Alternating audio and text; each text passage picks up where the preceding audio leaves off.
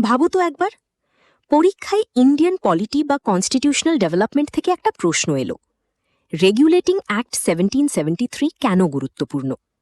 আর তুমি যদি শুধু এটুকু লেখো যে ওয়ারেন হেস্টিংস প্রথম গভর্নর জেনারেল হয়েছিলেন, তাহলে আনসার কমপ্লিট হবে না। কারণ এই অ্যাক্ট শুধু একটা হিস্টোরিক্যাল ল নয়, এটা ব্রিটিশ ইন্ডিয়ার কনস্টিটিউশনাল ডেভেলপমেন্টের starting point. Previous year pattern দেখলে বোঝা যায় রেগুলেটিং অ্যাক্ট 1773 থেকে MCQ, short question, descriptive answer সব ধরনের প্রশ্ন তৈরি হতে পারে।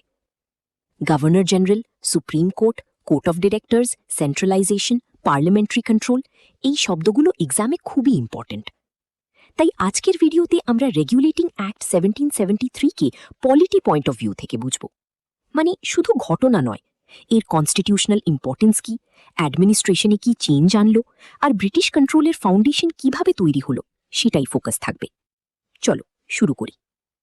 প্রথম পেজে আমরা দেখি এই অ্যাক্টের ব্যাকগ্রাউন্ড কি।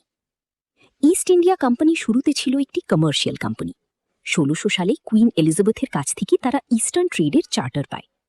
শুরুতে তাদের কাজ ছিল ব্যবসা, মশলা, কাপড়, চা, রেশম, নীল, এইসব পণ্যের ট্রেড। কিন্তু ধীরে ধীরে কোম্পানি ভারতে ট্রেডিং পোস্ট তৈরি করে, সুরাত, মাদ্রাস, বম্বে এবং পরে ক্যালকাটা। এখানেই গল্প বদলাতে শুরু করে। 1757 সালের প্লাসি এবং 1764 সালের বাক্সারের পর কোম্পানি আর শুধু ব্যবসায়ী থাকল না, তারা পলিটিক্যাল পাওয়ার হয়ে উঠল।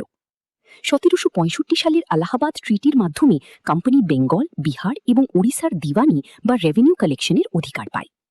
পলিটি অ্যাঙ্গেল থেকে এই পয়েন্টটা খুব ইম্পর্টেন্ট, কারণ এখান থেকেই প্রশ্ন উঠল, একটা প্রাইভেট ট্রেডিং কোম্পানি কি রাজস্ব, প্রশাসন আর পলিটিক্যাল পাওয়ার ব্যবহার করতে পারে, কিন্তু গভর্নমেন্টের মতো অ্যাকাউন্টেবল না থেকেও?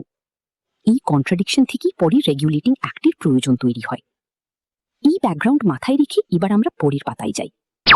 পরের পেজে আমরা দেখব কোম্পানি কেন ক্রাইসিসে পড়ল। দিওয়ানি পাওয়ার পর বেঙ্গলে শুরু হয় ডুয়াল অ্যাডমিনিস্ট্রেশন।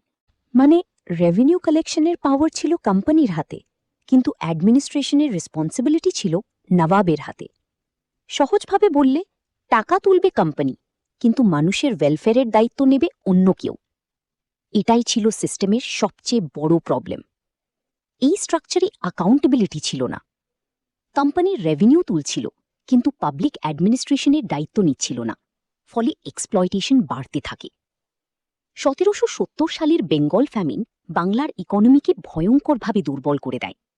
তার সঙ্গে war expense, corruption, private trade, gift নেওয়া, ব্রাইব, সব মিলিয়ে কোম্পানির ফাইন্যান্সিয়াল কন্ডিশন ভেঙে পড়ে। সবচেয়ে ইন্টারেস্টিং বিষয় হল, কোম্পানির অফিসার্স ব্যক্তিগতভাবে ধনী হচ্ছিল, কিন্তু কোম্পানির ট্রেজারি খালি হচ্ছিল। এক্সামের জন্য এই লাইনটা মনে রাখবে, power without accountability created administrative crisis. এটাই রেগুলেটিং অ্যাক্টের মূল কারণ। ব্রিটিশ পার্লামেন্ট বুঝল, ইস্ট ইন্ডিয়া কোম্পানি এখন শুধু ব্যবসা করছে না, তারা রেভিনিউ তুলছে, অ্যাডমিনিস্ট্রেশন করছে, ওয়ার করছে, কিন্তু তাদের উপর প্রপার কন্ট্রোল নেই। এই ক্রাইসিস থেকেই 1773 সালের রেগুলেটিং অ্যাক্ট আসে। এবার এই পয়েন্ট মাথায় রেখে স্লাইড বদলাই। পরের পেজে আমরা আসল বিষয়টা দেখব, রেগুলেটিং অ্যাক্ট 1773 এর মেইন প্রভিশনস। রেগুলেটিং অ্যাক্ট 1773 ছিল ব্রিটিশ পার্লামেন্টের প্রথম মেজর স্টেপ, যার মাধ্যমে ইস্ট ইন্ডিয়া কোম্পানির ইন্ডিয়ান অ্যাফেয়ার্সের উপর লিগ্যাল কন্ট্রোল শুরু হয়। এই লাইনটা এক্সাম অ্যান্সারের জন্য একদম মাস্ট।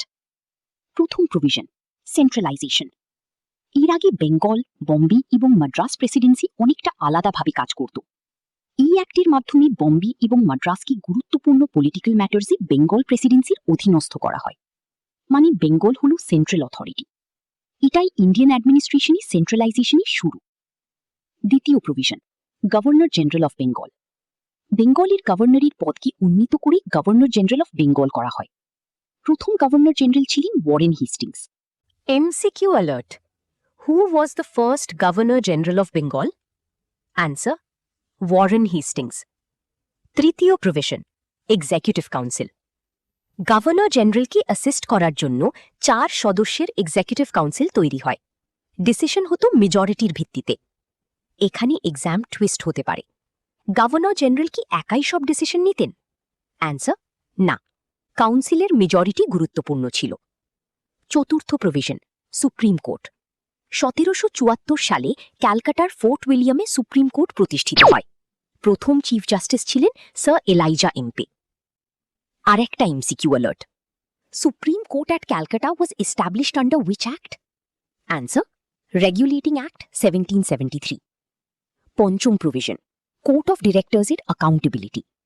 কোম্পানির কোর্ট অফ ডিরেক্টর্সকে সিভিল, মিলিটারি এবং রেভিনিউ ম্যাটার্স সম্পর্কে ব্রিটিশ গভর্নমেন্টের কাছে রিপোর্ট দিতে বাধ্য করা হয়।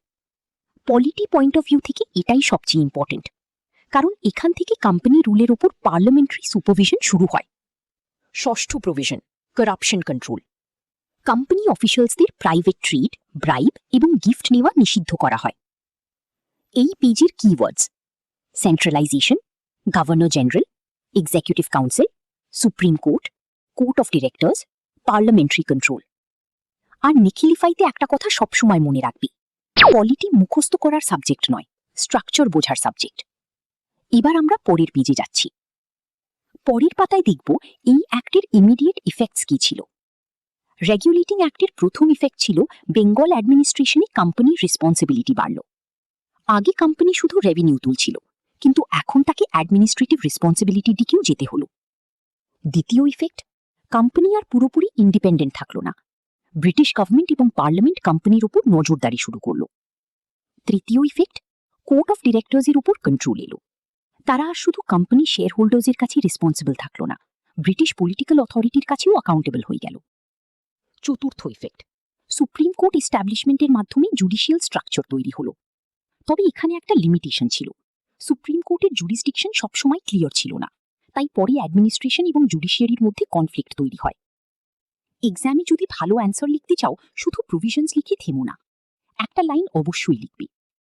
Regulating act introduced control, but it could not completely remove administrative confusion. এই লাইন অ্যান্সারকে ম্যাচিওর করে তুলবে।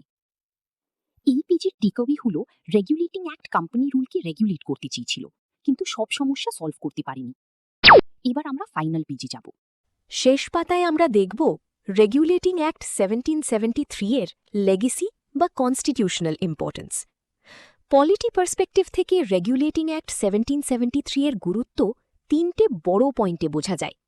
প্রথমত, এটা ছিল ব্রিটিশ পার্লামেন্টের first major control over east India company. দ্বিতীয়ত, এটা ইন্ডিয়াতে সেন্ট্রালাইজড ব্রিটিশ অ্যাডমিনিস্ট্রেশনের ফাউন্ডেশন তৈরি করে। তৃতীয়ত, গভর্নর জেনারেল, এক্সিকিউটিভ কাউন্সিল এবং সুপ্রিম কোর্টের মতো ইনস্টিটিউশনসের মাধ্যমে ফিউচার কনস্টিটিউশনাল ডেভেলপমেন্টের বেস তৈরি হয়। এরপর 1784 সালের পিটস ইন্ডিয়া অ্যাক্ট আসে।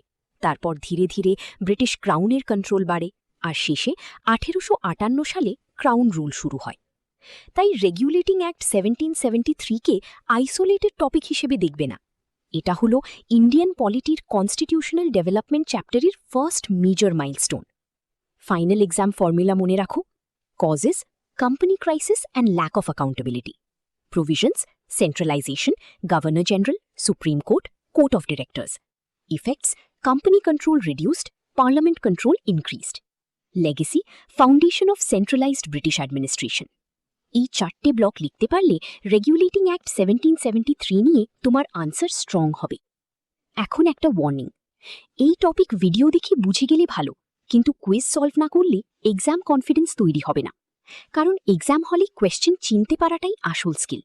তাই এই টপিকের উপর যে 5 থেকে 6 মিনিটের শর্ট কুইজ এবং কোয়েশ্চেন আনসার সেশন আসছে, সেটা অবশ্যই সলভ করবে। সেখানে শুধু আমি আনসার বলবো না, তোমরাও পার্টিসিপেট করবে। প্রতিটা কোয়েশ্চেন আসার পর পজ করে নিজের আনসার ভাববে, তারপর এক্সপ্লেনেশনের সঙ্গে মিলিয়ে নেবে। এই অ্যাক্টিভ রিকল না করলে শেখা কমপ্লিট হয় না। আর যদি তুমি ইন্ডিয়ান পলিটির এই ধরনের এক্সাম ফোকাসড এক্সপ্লেনেশন পেতে চাও, তাহলে নিখিলিফাইকে সাবস্ক্রাইব করে রাখো। কমেন্টে জানাও রেগুলেটিং অ্যাক্ট 1773 এর কোন পার্ট তোমার কাছে বেশি confusing: governor general, supreme court, court of directors নাকি সেন্ট্রালাইজেশন।